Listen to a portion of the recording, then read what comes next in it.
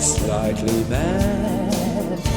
I'm going slightly mad. Hello, Aloysius. Hello, everybody. How are you? Are we good? Have you got a question for me, Aloysius? Yes, you do. Oh, good. So we'll do the things first, and then we'll do that. Okay, yes. Okay, we'll do the things first. So hello, everybody. You sit in my pocket? Okay. Always likes to sit in my pocket. It gives him a feeling of security. So all our things, remember, we don't have any advertising or Patreon or sponsors, so we just have a shop. So we have Her Infernal Majesty's Shakespeare t-shirts. They're really cool. I have to say that Her Infernal Majesty is frightening. Yes. We also have the template things that are available, and they're all half price at the moment if you get the digital ones. And of course we have books. This book and this book is coming out in paperback, and you can pre-order that at the moment. So if you want this, go onto the website and pre-order the paperback, because that's coming out very, very soon. So that's all our stuff. So that we earn the monies and we can pay our rents. Now, Aloysius, you had a problem. Yes, okay. So, what did you want to talk about today, Aloysius? Well, I was talking to Bill. Is this Bill the Bat? Yes, Bill and I were talking about, so not Bert. No, Bert. Bert's the bear, isn't it? Yes. Okay, Bill the Bat and I were talking about the fact that bats are very poorly represented in literature, in the publishing world. Right, yes, I can see that. And that our whole representation is nothing but stereotypes, and we find it frankly very offensive. I can see how you would find that very offensive. You are a minority in the publishing world, and I can see how you would find yourself being depicted only using stereotypes very offensive. Yes. So why is that, and what can I do? Okay, well, yes, I will. Everyone is going to admit that the publishing industry does have certain issues in terms of representation. And they are that the publishing industry has a tendency to be very white. It has a tendency to be very middle class. It has a tendency to reflect the aspirations and values of the white middle class.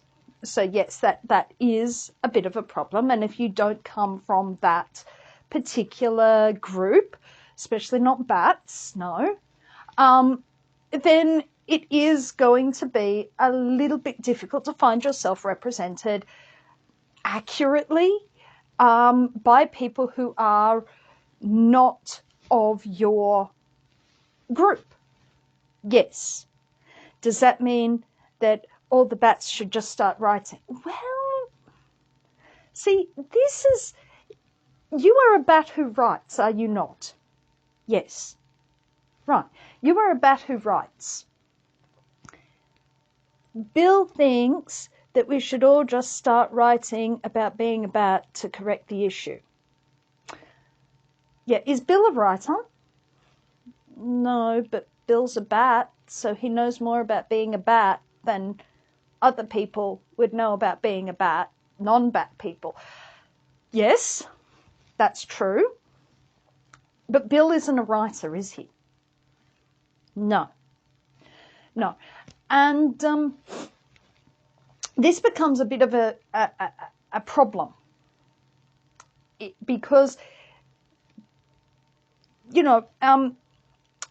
just belonging to a group does not automatically make you the best person to speak for that group. How do you mean? Well, you understand Ptolemaic ideas of astronomy, that everything revolves around the Earth. Yes, that everything revolves around the Earth, right? And so therefore, the Earth is the most important thing. And I think that's what Bill is. Bill's the Earth. No, Bill has decided that his identity as a bat is the most important thing, and everything else is a subset of that. Yes, and because Bill thinks that his identity is the most important part of his positioning, that therefore the other things are less important. Yes. Whereas you, Aloysius, yes, you're Copernican. What do you mean by that? Well, you are first and foremost a writer. Yes, yes. You are a writer who happens to be a bat. Yes, yes. Do you always write about bat topics? No. No, because there are lots of other interesting things in the world. Yes, there are. Now, is Bill interested in writing about anything other than being a bat? No. Is Bill interested in being a writer? Not particularly. Okay. Are you interested in writing exclusively about bat topics? Not really. Are you interested in writing about other things? Because while bat topics might be Earth, there is also Mars and Venus and Jupiter. Yes, all sorts of things is part of my identity, but it's not the totality of my identity. No, it's not the totality of your identity. And as a result, you would feel incredibly restricted if you were only allowed to write about that. Yes. Whereas Bill, because he centers that at the center of his identity, yes, because he centers that at the center of his identity,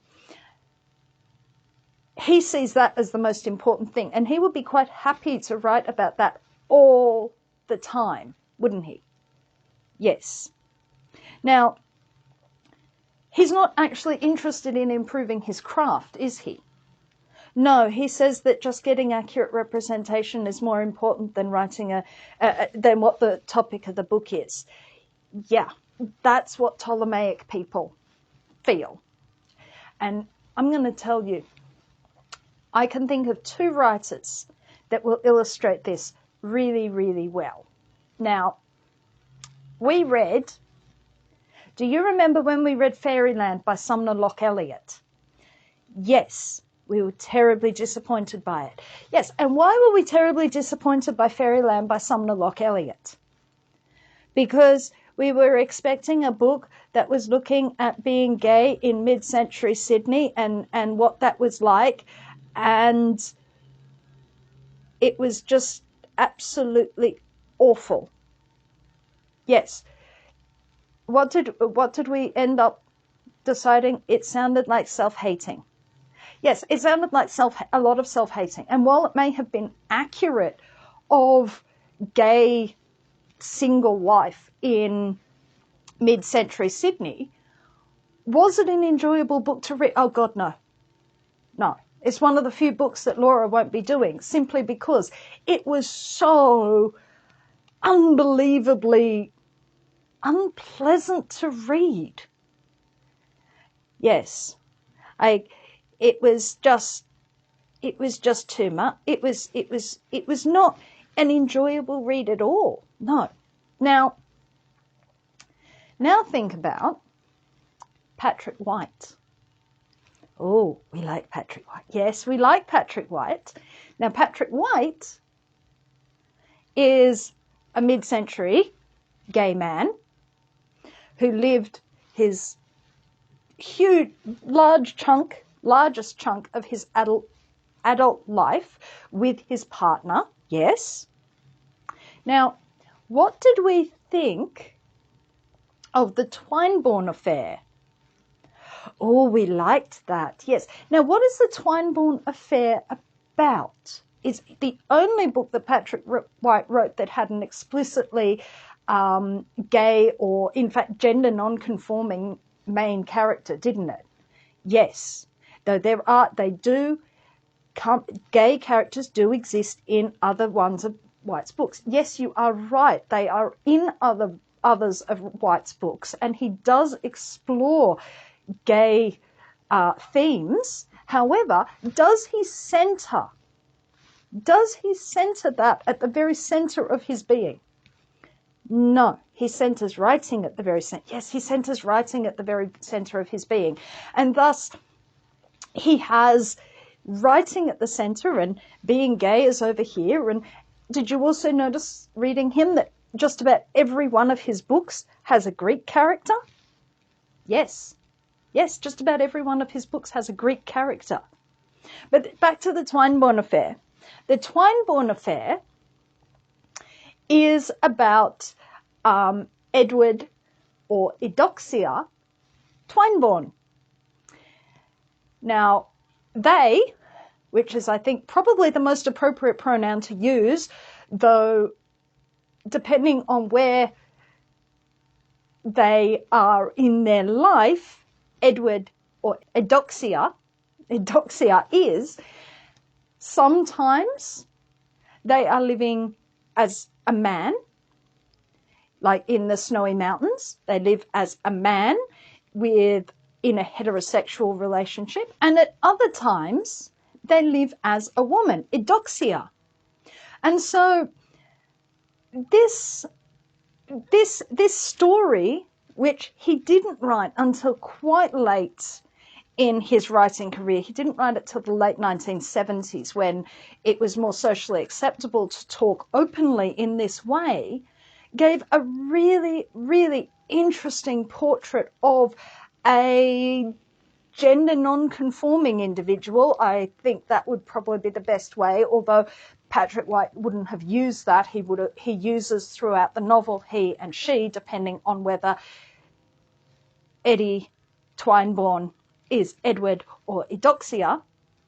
But they would really be best described as a gender non-conforming individual, perhaps a trans person, though because they flip between and back and forth, I would say gender non-conforming individual. It is a fascinating book. But yes, it is. Yes, it is a fascinating book. However, it's a good book because he is a good writer. Patrick White did not live a gender non-conforming life. And by Bill's standard, because he doesn't live a gender non-conforming life, he lived a life of a gay man. He was not closeted. Patrick White was not exactly closeted the way Sumner Locke Elliott was. And while Sumner Locke Elliott's book is interesting from the perspective of seeing gay Sydney life from a closeted perspective, Patrick White is a superior read because he is primarily a good writer who happens to be gay. Yes. So what Bill proposes is that Patrick White could not write the Twineborn affair because Patrick White was not gender non-conforming. Yes. And therefore, we would not have had that story, which, even though it doesn't tick those correct identity boxes, is still one of the first books that I have ever seen in Australian literature. I think it is the first book that I've seen in Australian literature which has a gender non-conforming person as its main protagonist, who is dealt with in a sympathetic manner. Now, if we had to wait for a gender non-conforming person to write that book, we would miss out on what is actually a great book. And we would miss out on a great book written by a really great writer, wouldn't we? Yes. Now, if that book had been written by someone who ticked the box as Bill sees, who was a Ptolemaic writer, yes, and who was not a very good writer, yes, do you think we would have finished that book? Maybe out of curiosity, but not really enjoyed it. It would have just got flicked to the side. Yeah, it would have just got flicked to the side. We might have read it in a voyeuristic manner. Yes, yeah. Because it's like, oh, I wonder what this is like. Sort of like In My Skin, that one by Kate Holden, who was, it came out, what was that, about 2005? We read that. Yeah, we read that because we wanted to see what the drug-addicted prostitute was like. Did we ever read anything else by Kate Holden? Oh, God, no. No. It wasn't that good. It wasn't that good. She wasn't that good of a writer. Sorry, not sorry. We read it voyeuristically. Now, did that give us a much better understanding of the lives of sex-trafficked women or women who engage in sex work or women who were drug dependent? Not especially. Did we read that purely for voyeuristic purposes in a truly bad way? Yes. Yes, we did. And as a result, did we learn a great deal? Not especially. Did we end up having to go and buy actual books that discussed sex work in Australia and attitudes to sex in Australia for our new novel because that book provided us with bugger all in terms of actual usable stuff? Yeah. Yeah. Were the books that we had to buy for our new work, were they written by people who happen to be sex workers? As far as I understand, they were written by academics. Yeah, as far as we understand, they were written by academics who did not have lived experience, but who had research skills and an ability to write. So, would we read again another memoir a la Kate Holden? Oh, God, no. God, no. Okay, so you start to see why Bill's idea that being identity at the center and writing out on the periphery, I mean, his writing ability, it's Pluto. Yeah, Pluto. That's where his writing ability is. Do we want to read books by people whose writing ability is out by Pluto, or do we want to read books by people whose writing ability is centered in their world? Centered. Yeah. We want Copernican writers. We want Copernican writers. And do you want to lose access to all the other aspects of your personality that are surrounding your writing ability to only focus on one idea? Oh, no. No, we don't. So while many of the calls that come from people like Bill are well-intentioned and they're an attempt to rectify some incredible biases in the publishing industry, ultimately what we come to is it's a Ptolemaic strategy. You don't get better representation just by pushing someone out there and saying, here, you do it, because it will diminish the audience, and that's who you want. You want the audience, and the audience for writing does rather resemble the industry itself. And therefore, you want the audience. Have you ever been to a book? Have you ever been to a book festival? It's like white, middle-class old ladies. Yeah. So therefore, you don't want to go pushing something out and saying, but it's true, but it's true, but it's true. We've talked about that, haven't we? Yes, as a defense of bad writing. When it's better to focus in a Copernican manner, center the writing. work on your ability as a writer, because your abilities as a writer, your talent, your determination, your honesty, and we will admit, access to education is a privilege. Access to education is not equally distributed among everybody, and that is a major impediment. However, even with that in mind, the writing must be centered. You don't want to be pushing things out that do more harm than good. Okay?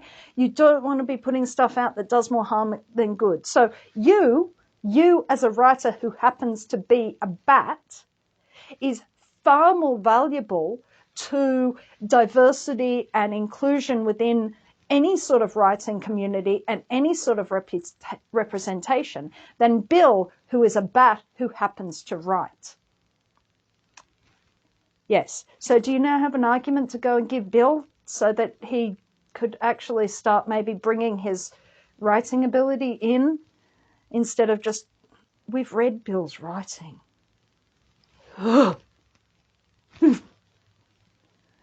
Yes. Yes, I know. It's the kind of stuff that Her Infernal Majesty uses to keep the furnaces running. It's not going to help. No. Now, if you chose to write about being a bat, that would be completely different. But you cannot insist that writers exclusively write from their point of diversity any more than you can exclusively insist that only people with a particular background write about particular topics. I, for one, would be really, really bored if all I could write about were straight women. I would be really, really bored. I love writing about men. I really do. I find them fascinating. But if we reduce things down reductively enough, then we end up losing our ability to imagine, our ability to empathize. That is the most important thing. But what about when people get things wrong? Well, when people get things wrong, this is where actually the industry can help. This is where pre-publication, you want to look at things like sensitivity readers, people from a community, and Bill could certainly do this, people from a community who advise writers outside of a community that, oh, that's a negative stereotype. You might want to take that out. That's going to harm things. That's going to harm the good intention. I don't think most writers do not set out to create ill-harming or ill-intentioned works. However, not being part of a community does indeed mean that you are on the outside looking in. So that is a valid critique that, yes, you do need some level of awareness that you are not part of a particular community and therefore may need some assistance in providing an appropriate and respectful representation. Like not having someone like Buffalo Bill from Silence of the Lambs, or making it very, very, very, very much more explicit that that is not what trans people are like. Yeah, that sort of thing, yeah. So, yes, there is that, but it does not mean that you want to center identity as a writer. You want to center writing. You may make your identity a very important part of your writing, as it is automatically going to be. You can't divorce yourself from your writing. However, you want to center your writing. You want to be Copernican. You want to revolve around the sun, and the sun is your writing. You do not want to be Ptolemaic, because goodness knows where your writing is. Probably Pluto. Yes, probably Pluto. So you're going to talk to Bill? Yeah? You think you might advise him to seek a job as a sensitivity reader? I think he would do very, very well as a sensitivity reader. I think he would be an excellent sensitivity reader. And I think you should be the one who does the writing, because you are a writer who happens to be a bat. Okay, bye-bye, everybody. You want to say bye-bye? Okay. Bye-bye. Der Volkerfinger, ich bin ja, ich lustig. If you would like to support this channel, come across to the Black Cockie Press website, www.blackcockiepress.com.au, where you will find books and other writing services to help with your writing.